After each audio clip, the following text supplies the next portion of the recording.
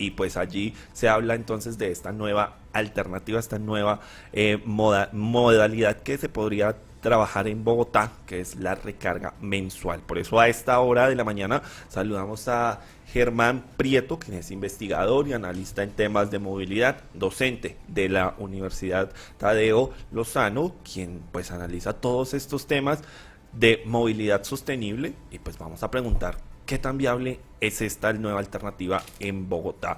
Profesor Germán, muy buenos días, bienvenido a Revista de la Mañana. Hola, muy buenos días, ¿cómo están? Espero que me estén escuchando bien. Lo escuchamos perfectamente. Profesor, empecemos hablando de pues de esta alternativa, ¿no? De esta idea que surge y pues que ya empieza a hacer eco en la ciudad de este pago mensual a la tarifa del SITP, del Sistema Integrado de Transporte Público en Bogotá. ¿Funcionaría una estrategia como estas?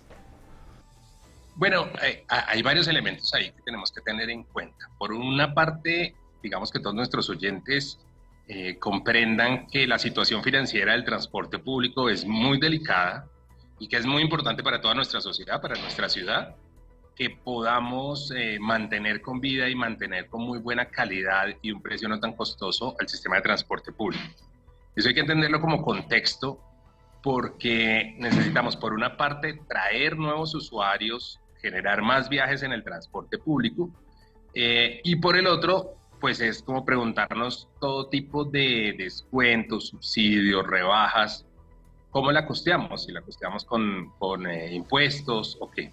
En este caso, digamos que tenemos como un punto a favor y un punto en contra en ese sentido. El punto a favor es que si generamos una tarifa mensual, podemos atraer más usuarios o más viajes de los mismos usuarios.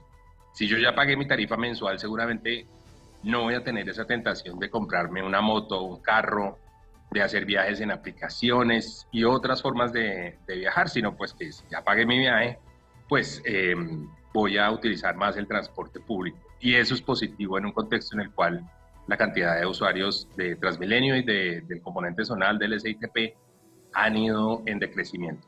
Pero por el otro lado, pues está ese descuento. ¿Quién cubre ese descuento? Pero sobre todo, más que de dónde salen esos recursos, ¿cómo hacemos para evitar que haya eso que los técnicos llaman elusión? Que es cuando, por ejemplo, a mí me dan el descuento, pero yo voy y le vendo esos pasajes a otras personas con descuento. Eso ya está pasando, por ejemplo, con viajes de tercera edad, con viajes de discapacitados.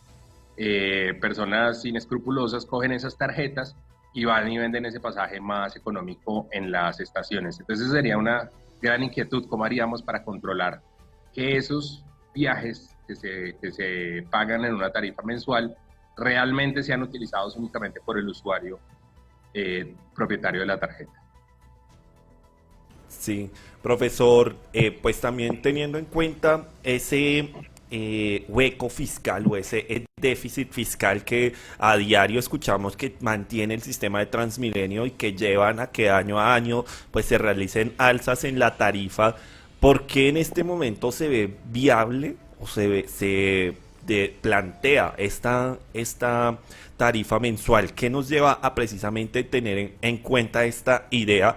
Pues reconociendo que año a año pues se realizan estas alzas a la tarifa del sistema integrado de transporte. Bueno, por una parte, es importante que nuestros usuarios conozcan que la tarifa del transporte público corresponde como a buscar un equilibrio, a tratar de generar unos ingresos que de alguna manera sopesen los costos de la operación del sistema. Sin embargo, pues desde antes de pandemia, desde que se creó el componente zonal, desde por allá 2012, empezamos a tener una brecha, es decir, cuesta mucho más mover un pasajero de lo que el pasajero paga en la tarifa. ¿Por qué ahora es más viable pensar en una tarifa mensual? Porque a partir de la pandemia, por supuesto durante la pandemia los viajes en transporte público bajaron mucho, por obvias razones, pero después de la pandemia nunca nos pudimos recuperar, nunca pudimos movilizar la misma cantidad de viajes. Seguramente muchos estamos haciendo teletrabajo, telestudio, hay viajes que ya no consideramos necesarios, o simplemente muchas personas pudieron no querer volver al transporte público. Probaron otro modo, en algunos casos positivos la bicicleta, pero en algunos casos no tan positivos la moto o el carro, y ya no quisieron volver al transporte público. el resultado es que están haciendo menos viajes en transporte público y por lo tanto tenemos una capacidad instalada que podríamos utilizar atrayendo más usuarios. Entonces todo este tipo de alternativas, como les comentaba ahorita, pues lo que pueden generar es que se hagan más viajes en transporte público y recuperemos un fragmento de esos viajes, porque podemos entrar en un círculo vicioso como han entrado ciudades como Bucaramanga, donde básicamente su transporte público está desapareciendo, volvieron un poco al esquema de transporte colectivo. En otras ciudades como Valledupar el transporte público prácticamente, pues digamos, legal desapareció, lo reemplazó el mototaxismo, etcétera. Ese fenómeno es algo que ninguna ciudad quisiera tener, y por lo tanto es algo que debemos trabajar aquí en Bogotá. ¿Cómo recuperamos usuarios de transporte público? Y por lo tanto, ¿cómo equilibramos un poco ese tema de ingresos versus costos y cómo sobre todo le mejoramos la calidad del servicio a los usuarios del transporte público sin que la tarifa sea tan costosa? Profesor, buenos días. Este sistema lo tienen otros países, ¿no? Como España, Alemania, como Inglaterra también. Usted hace un momento nos hablaba también de esos beneficios, ¿no? De que las personas pues tengan la posibilidad de tener más viajes. Sin embargo, ¿cuáles serían esos retos también a la hora de implementarlo, teniendo en cuenta también un poco nuestra cultura? Sí, yo creo que el principal es ese tema de la delusión, el tema de que si a mí me dan una tarjeta, si yo compro una tarjeta mensual, uso mis viajes, pero además empiezo a darle la tarjeta a mi familia o a vender los pasajes en alguna estación para que otras personas viajen pues para ellos con un costo más barato, pero realmente evadiendo el pago del pasaje en el sistema, bien sea troncal o bien sea zonal. Yo creo que ese es de los mayores retos, lograr que seguramente la solución tendría que ser tecnológica, de control y un poco también de fiscalización, de que si atrapan a alguien con una tarjeta que no es suya, pues tenga una sanción y demás, o que se utilice el celular, bueno, algún tipo de alternativa tecnológica que evite eso de que con una misma tarjeta viajan 5 personas distintas. De resto, yo creo que podría ser, digamos, de fácil adaptación. O sea, una persona que de pronto solo hace un viaje de ida y de regreso, o a veces incluso para las personas más pobres, por ejemplo, solo pueden pagar un viaje de ida y les toca regresarse a pie, etcétera. Creo que a esas personas se les facilitaría mucho las cosas, podrían hacer un tercer viaje, de pronto un viaje hay personas que dejan de hacer viajes de salud, o viajes familiares o algún tipo de viaje de estos, simple y sencillamente porque no tiene el dinero para costear el pasaje. Entonces, a ese tipo de personas creo que las podría ayudar mucho. En particular, las personas que más hacen viajes en Bogotá al día son las madres cabeza de hogar, porque deben viajar a su trabajo, después van a ir, primero dejan a sus hijos en el colegio, después van y los recogen, van y hacen el mercado, etcétera. Y muchas veces, por no tener esa capacidad adquisitiva, se ven obligadas a hacer ese viaje a pie, ¿sí? En condiciones a veces muy difíciles. Y este tipo de alternativas pues les permitiría a ellas hacer todos sus viajes de una manera más segura, más eficiente, más cómoda, como podría hacerlo en el transporte público. Claro, claro, y que de hecho, pues, este sistema también puede atraer más gente. Sin embargo, digamos, ante estas retos y problemáticas, ¿no? ¿Cómo controlar realmente que esto funcione bien, ¿no? Y en términos sociales, para que la gente, pues, también pueda entender que, pues, va a salir un poco más barato si compra de pronto los tiquetes, pues, por semana o que a diario, ¿no? Sí, sí, sí, pues yo creo que los usuarios se acostumbran muy rápidamente a este tipo de cambios.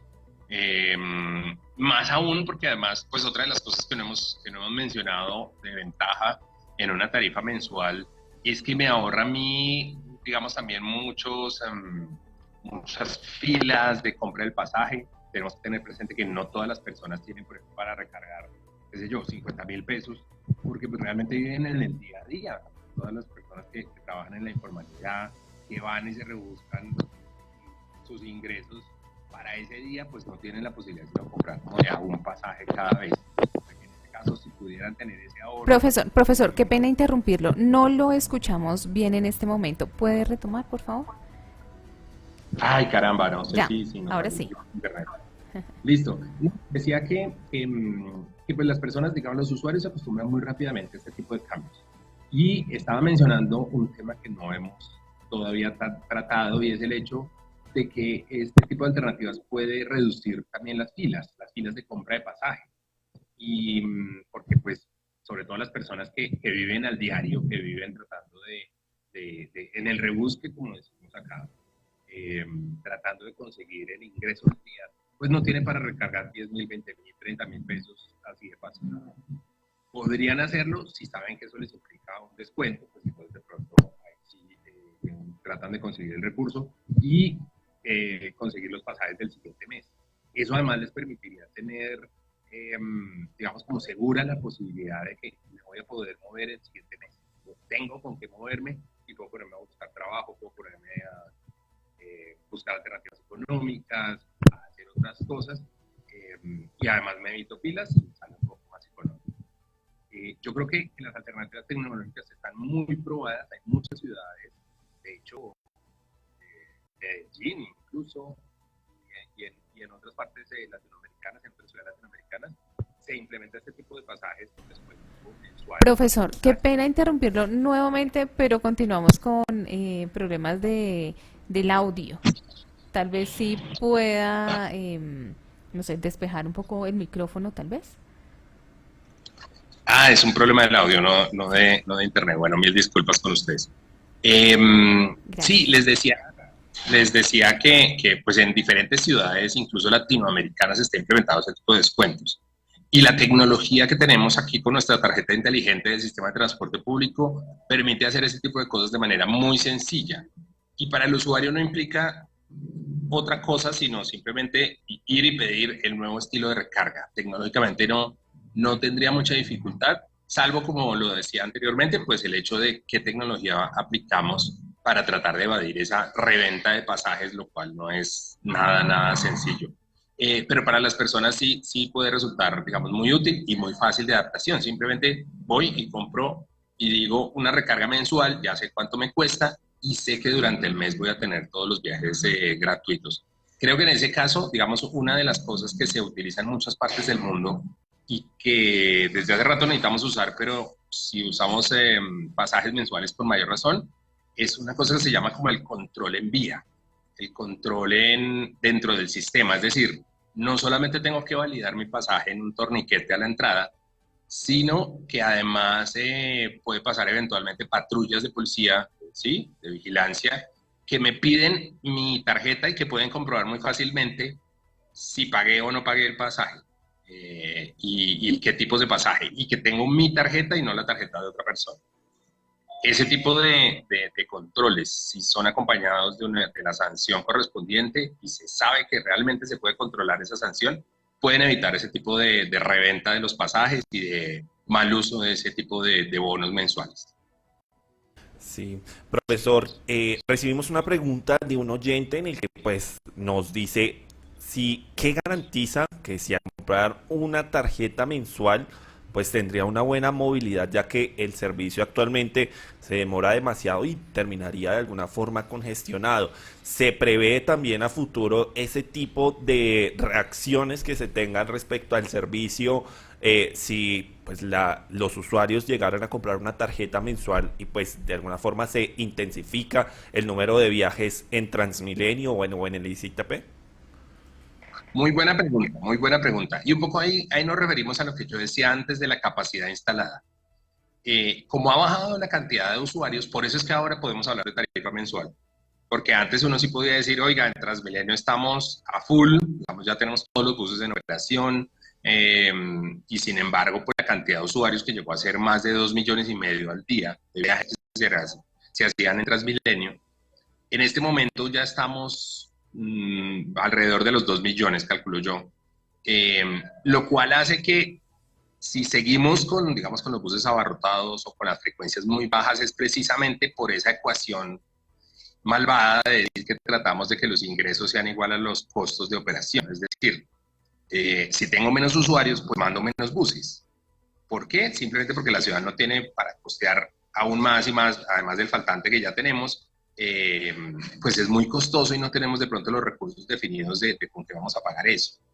Entonces, en este caso, en la medida en que lleguen más usuarios, el sistema, Transmilenio S.A. como entidad pública, pues seguramente va a mandar más buses y por lo tanto van a mejorar las frecuencias. Es decir, el efecto debería ser más bien positivo, porque mejoran las frecuencias, o deberían mejorar las frecuencias, sin necesidad de que se aumente la ocupación. Podemos mantener niveles de ocupación similares a los actuales y aumentando las frecuencias. De hecho, en estos días he escuchado que la ciudad, la administración distrital, de hecho, ha hecho recortes, cambios de ruta y otras cosas que realmente van en detrimento del usuario, y eso se está pasando es precisamente por ese hueco que tenemos de ingresos que no nos están permitiendo mantener un sistema de transporte público con calidad. Este tipo de soluciones pues siempre mejoran un poco las cosas para el usuario, pero pues no atacan la raíz del problema, y la raíz del problema ahí es: tenemos que poner los recursos, tenemos que buscar fuentes ciertas de recursos, y en eso nos tiene que ayudar el gobierno nacional, y tenemos también que tener otras fuentes más creativas de recursos para mejorar el transporte público. Profesor, también bajo ese análisis que se da respecto al tema fiscal, de hecho se habla que también incluso el presupuesto nacional para este año está desfinanciado para que estas reducciones en la tarifa, e incluso también se habla en algunas oportunidades de tarifa cero en el sistema integrado de transporte, ¿es fácil? ¿Es, digamos, llevable en el corto plazo? Es complicadísimo. De hecho, es uno de los mayores retos que nuestras ciudades están teniendo hoy en día, y tiene, digamos, además la gravedad de que no es un tema políticamente muy atractivo. Solo para hablar de Bogotá estamos hablando de más de 2 billones de pesos, 2 millones de pesos que nos está haciendo falta cada año para financiar el transporte público como lo tenemos hoy, es decir, con una calidad regular y con una tarifa relativamente costosa a nivel latinoamericano. Si además queremos mejorarlo, si queremos mejorar sus frecuencias, si queremos mejorar su seguridad y todas las otras cuestiones del servicio, pues necesitamos aún más recursos, y este tipo, digamos, de descuentos pues nos puede generar, como les digo, más ingresos por un lado, pero de pronto más costos también por el otro. Entonces, es realmente un reto saber de dónde podemos obtener los recursos, y yo creo que en la mayor parte de los países, no solo europeos, sino incluso en Latinoamérica, los países subsidian la tarifa de transporte público en un alto grado y de manera permanente. Entonces, ahí tenemos un reto enorme, y necesitamos, si además eso solo hablamos de Bogotá, pero si además hablamos de las otras ciudades colombianas, pues realmente el tema se pone bastante complejo. Profesor Germán, muchísimas gracias por regalarnos estos minutos aquí en Revista de la Mañana. Muy importante, Gio, pues entender este escenario que ya empieza a generar eco en la ciudad, este planteamiento de la tarifa mensual en el sistema integrado de transporte público. Profesor, muchísimas gracias por acompañarnos en Revista de la Mañana. A ustedes muchísimas gracias, y qué bueno que estemos hablando cada vez más de qué podemos hacer para mejorar la calidad y el costo del servicio de transporte público para nuestros ciudadanos. Yo creo que es un tema absolutamente importante, incluso mucho más que los nuevos sistemas de transporte y que vayamos a estrenar el metro, el Regitram, todos esos. Es muy importante saber cómo vamos a hacer para sostener lo que ya tenemos. Así que estupendos estos espacios de conversación y de discusión al respecto. Muchísimas gracias. Pues entonces, digo, pues también hay que mencionar que además de esta tarifa mensual para el sistema integrado de transporte, recordémosle a los usuarios que pues básicamente esto se compone por el Transmilenio, por los buses azules, los buses amarillos, todo lo que representa validar el pasaje a través de la tarjeta Tu Llave. Esto compone el sistema integrado de transporte, y también vamos a conocer esas ideas que se llaman de tarifa cero. Vamos a también hablar de esto en algún momento, porque pues las ideas están, pero hay diferentes preguntas que se tienen